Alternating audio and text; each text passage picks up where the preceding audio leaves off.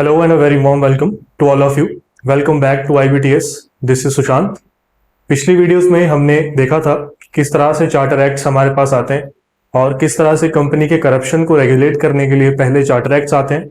उसके बाद जब 1857 का रिवोल्ट होता है तो उसके बाद किस तरह से काउंसिल में चेंज करने के लिए इंडियन काउंसिल्स एक्ट आते हैं। तो उन्हीं काउंसिल्स एक्ट की श्रेणी में एक एक्ट आता है मोरलेमेंटो रिफॉर्म्स, जो कि हमने पिछली वीडियो में कवर कर लिया था। अच्छा, होता क्या है कि मोरलेमेंटो रिफॉर्म्स के टाइम पे जो मोरले था वो सेक्रेटरी ऑफ स्टेट था और जो मिंटो था वो आपका वॉइस रॉय था। अब उस टाइम पे नाम का महत्व बहुत ज्यादा था, तो जो भी जिसकी भी रिस्पॉन्सिबिलिटी है, जिसकी भी पावर ज्यादा है, उसका नाम पहले लिखा जाता था। इसलिए मोरलेमेंटो को मोरलेमेंटो रिफॉर्म्स आप पढ़ेंगे, याद करने में भी आसान होगा। तो मोरलेमेंटो रिफॉर्म्स के बाद होता क्या है कि एक्चुअल कुछ भी पावर जो है वो इंडियंस के हाथ लगती नहीं। बजट को वोट करने की पावर आती तो है, बट वो भी बहुत ही कम पार्ट बजट का वोटेबल होता है। प्लस काउंसिल्स की नंबर तो बढ़ता है, पर फिर भी जो ऑफिशियल मेजोरिटी है वो कहीं ना कहीं नॉन ऑफिशियल मेजोरिटी से ज्यादा रहती है। इसके बाद क्या होता है, इसके बाद आने वाले टाइम में होता क्या है कि जो बंगाल का विभाजन था, जो पार्टीशन ऑफ बंगाल था, उसको नलीफाई किया जाता है और जो कैपिटल थी उसको दिल्ली शिफ्ट किया जाता है। उसी टाइम पे थोड़े से टाइम बाद फर्स्ट वर्ल्ड वॉर स्टार्ट हो जाती है। जैसे कि यहाँ लिखा हुआ है कि पहले कैपिटल शिफ्ट होती है, उसके बाद फर्स्ट वर्ल्ड वॉर के दौरान इंडियंस की रिप्रेजेंटेशन या इंडियंस का पार्टिसिपेशन जो था वो बहुत ज्यादा होता है वर्ल्ड वॉर में। तो इसलिए क्या होता है कि कहीं ना कहीं जो ब्रिटिशर्स थे वो रिस्पॉन्सिबल हो जाते हैं कि इंडियंस को कुछ ना कुछ पावर अब दी जाए। तो इसी श्रेणी में चलते चलते फर्स्ट वर्ल्ड वॉर के दौरान ही गांधी जी का आगमन होता है इंडिया के पटल पे। अब जैसे ही गांधी जी आते हैं तो एक इंडिया का जो फ्रीडम स्ट्रगल था, हालांकि जो कांग्रेस थी वो मॉडरेट्स और एक्सट्रीमिस्ट में बट गई थी और सोच दो तरह से चल रही थी। कुछ लोग बहुत मॉडरेट तरीके से चल रहे थे और कुछ लोग एक्सट्रीम तरीके से भी चल रहे थे। बट जैसे ही गांधी जी आए, इंडिया के फ्रीडम स्ट्रगल को एक नई लाइमलाइट मिल गई, एक नई डायरेक्शन मिल गई। तो गांधी जी का मानना यह था कि जो आपका ये जो स्ट्रगल है, जो आपका फ्रीडम का स्ट्रगल है, it is more of a legal and political struggle. ये आपका स्ट्रगल जो है वो पावर का स्ट्रगल नहीं है। आप पावर को पावर से रिपेल करके इस स्ट्रगल के थ्रू अपनी फ्रीडम नहीं ला सकते। वो क्यों? क्योंकि देखिए, मिलिट्री में सारे के सारे लोग तो इंडियंस थे। आपके जितने भी इंपॉर्टेंट इंस्टीट्यूशंस थे, उनका जो निचला स्तर था वहां पे सारे इंडियंस पहुंचे हुए थे। तो आप पावर को स्ट्रगल करके आप पावर से फ्रीडम नहीं ले सकते थे उस टाइम। अब इस सोच के साथ गांधी जी जो थे, उन्होंने ये बताया कि यार ये जो फ्रीडम स्ट्रगल है, ये लीगल फ्रीडम स्ट्रगल है, ये पॉलिटिकल फ्रीडम स्ट्रगल है, तो इसको इसी तरीके से जीता जाएगा। तो उन्होंने दो मांगे जो थी वो सामने रखी, दो मांगे सामने रखी। एक तो ये था कि आप जो है जो प्रोविंसेस हैं उनको ऑटोनॉमी दीजिए। प्रोविंसेस को ऑटोनॉमी देने का मतलब ये था कि जो आपके प्रांत हैं उनको आप उनका जो लिमिटेड सेल्फ रूल है, मतलब अपने लिए डिसीजन लेने का उनको हक दीजिए। ऑटोनॉमी का मतलब था कि वो अपने लिए अपने आप रूल बना सकते हैं, उनके पास कुछ पावर्स होंगी। उनकी दूसरी मांग ये थी कि जो आपकी प्रिंसली स्टेट्स हैं, उनको जो आपने उनको जो एक्ट में बांध के रखा है, द एक्ट ऑफ सुजरेनिटी, या फिर जो आपका इस एक्ट के अंडर होता क्या है कि इस एक्ट के अंडर जो प्रिंसली स्टेट्स थी, उनमें जो प्रिंसेस थे वो खुद राज करते थे। प्रिंसली स्टेट्स और प्रोविंसेस में थोड़ा सा फर्क था, और वो फर्क ये था कि प्रिंसली जो स्टेट्स थी उनको ब्रिटिशर्स डायरेक्टली एडमिनिस्टर नहीं करते थे, और जो प्रोविंसेस थे उनको ब्रिटिशर्स जो थे उनको डायरेक्टली रूल करते थे। प्रिंसली स्टेट्स में प्रिंस के थ्रू जो ब्रिटिशर्स थे वो रूल करते थे। अब इनके साथ इनका एक एग्रीमेंट था जिसको एग्रीमेंट ऑफ सुजरेनिटी बोलते हैं। इसके अंदर ये था कि आपके जो प्रिंसली स्टेट्स हैं आप उनको अच्छी तरह से कंट्रोल कीजिए, हम उसमें आपको कुछ नहीं बोलेंगे। बट आपकी जो कुछ पावर्स होंगी, जो कुछ इंपॉर्टेंट पावर्स हैं, फॉर एग्जाम्पल डिफेंस, आपका एक्सटर्नल अफेयर्स हो गया, कम्युनिकेशन हो गया, इस तरह की कुछ पावर्स जो हैं वो आपके पास नहीं होंगी, वो पावर्स हमारे पास होंगी, हम इन चीजों को रेगुलेट करेंगे। तो गांधी जी ने बोला कि एक चीज तो आप ये करो कि प्रोविंसेस जो हैं उनको फ्रीडम दो अपना रूल करने की, अपना उनका लिमिटेड सेल्फ गवर्नमेंट फॉर्म करने का उनको आप हक दो, और दूसरा आप प्रिंसली स्टेट्स जो हैं उनको भी फ्रीडम दो इस अग्रीमेंट से। अब इस सब के पीछे सोच ये थी कि जैसे ही प्रोविंस फ्री हो जाएंगे और प्रिंसली स्टेट्स फ्री हो जाएंगी तो हम सब मिलकर एक फेडरेशन बना लेंगे, और उस फेडरेशन के थ्रू क्या होगा कि हम ब्रिटिशर्स को पुश आउट कर सकते हैं। तो उसके पीछे की सोच ये थी।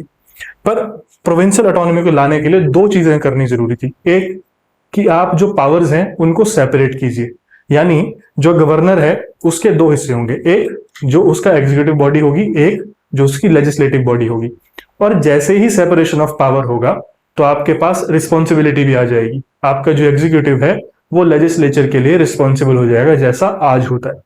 इसका मीनिंग ये है, देखिए एक बहुत इंपॉर्टेंट लाइन है कि executive is responsible to legislature. वो आज भी ट्रू है। आज भी हमारा जो एग्जीक्यूटिव है वो लेजिस्लेचर को रिस्पॉन्सिबल होता है। हमारे लेजिस्लेचर में आता है लोकसभा और राज्यसभा। हमारे एग्जीक्यूटिव का एक एग्जांपल आपको दे सकता हूं, काउंसिल ऑफ मिनिस्टर्स, जो पीएम के साथ होती है। तो लेजिस्लेचर जो है वो एग्जीक्यूटिव से रिस्पॉन्सिबिलिटी मांगता है। कैसे?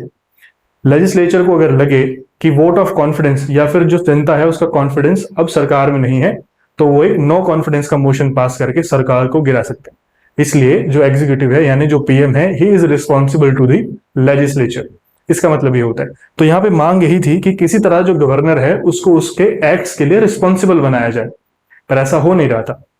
अब होता क्या है कि ये मांगे सामने रखी जाती हैं और उसी दौरान जब थोड़ी वॉर ठंडी पड़ने लगती है तो ब्रिटिश जो गवर्नमेंट थी वो डिक्लेरेशन करती है 20 फरवरी 1917 को कि अब से ब्रिटेन का जो एम है, the aim of British government would be to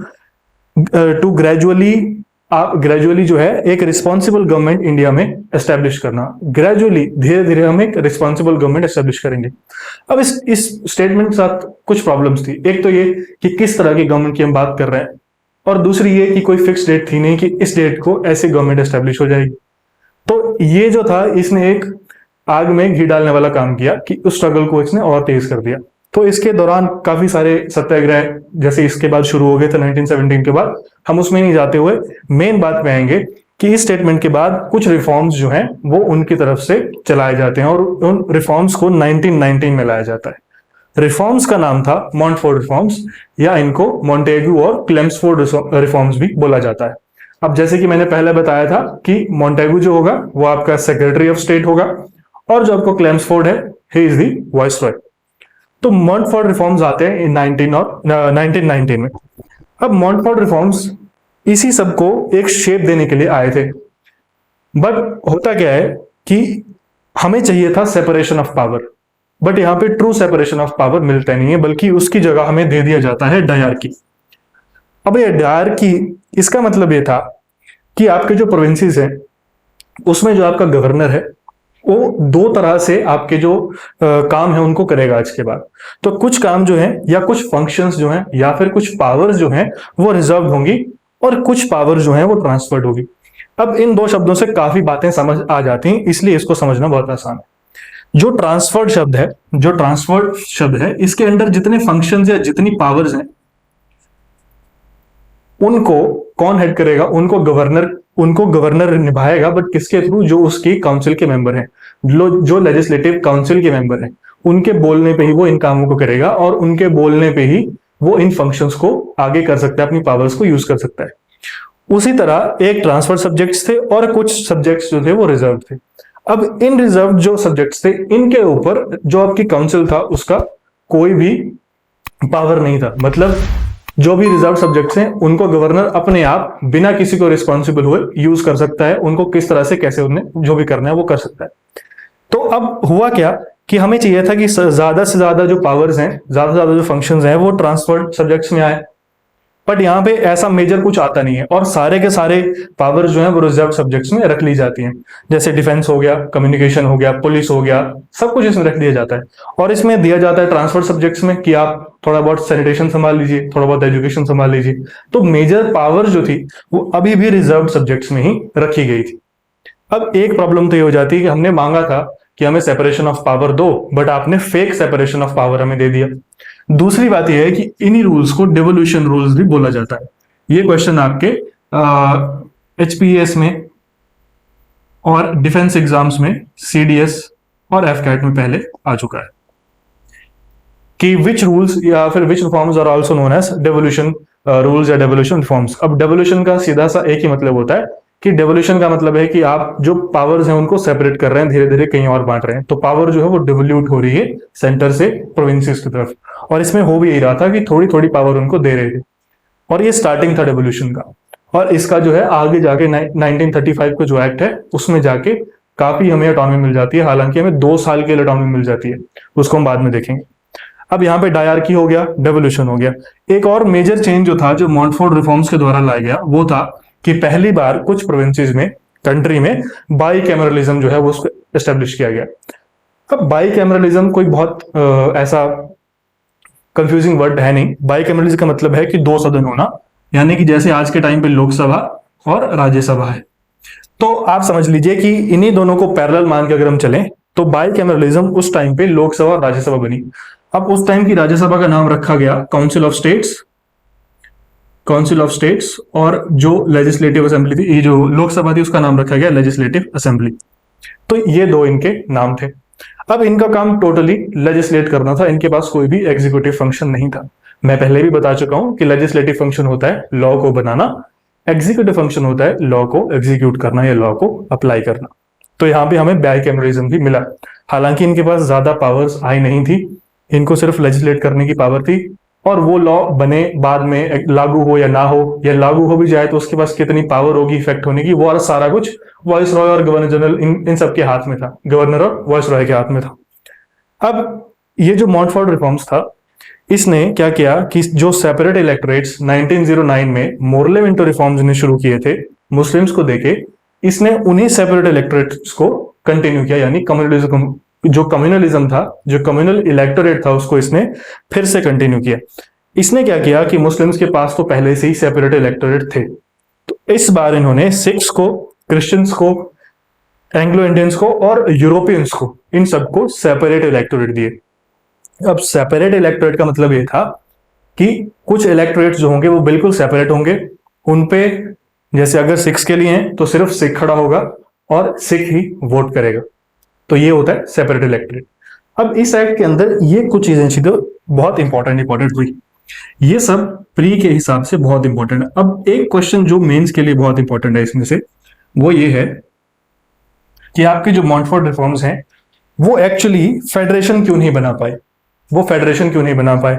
क्योंकि आपकी जो प्रिंसली स्टेट्स थी, जो आपकी प्रिंसली स्टेट्स थी, उनके पास सुजरेनिटी थी, सुजरेनिटी थी।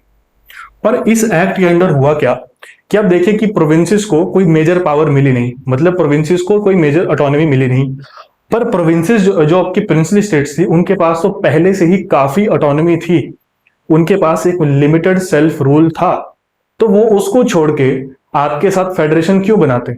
उस टाइम पे एक नेशन का कंसेप्ट, एक देश का कंसेप्ट इंडिया में उतने ज्यादा स्तर पे प्रचलित नहीं था।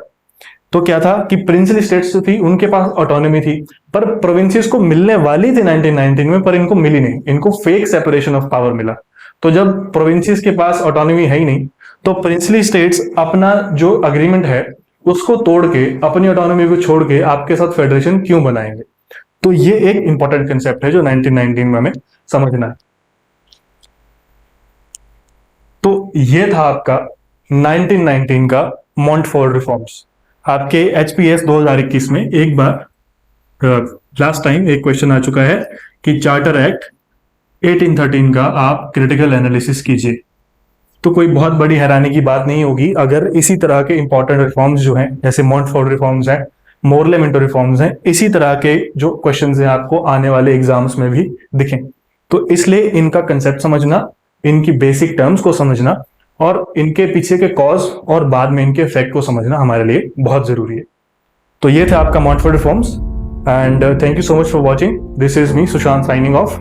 अगर आपका कोई क्वेश्चन, कोई क्वेरी, कोई भी डाउट हो तो आप नीचे कमेंट सेक्शन में पूछ सकते हैं। हमारे चैनल को सब्सक्राइब कीजिए, वीडियो को लाइक कीजिए और ज्यादा से ज्यादा शेयर कीजिए। Thank you so much.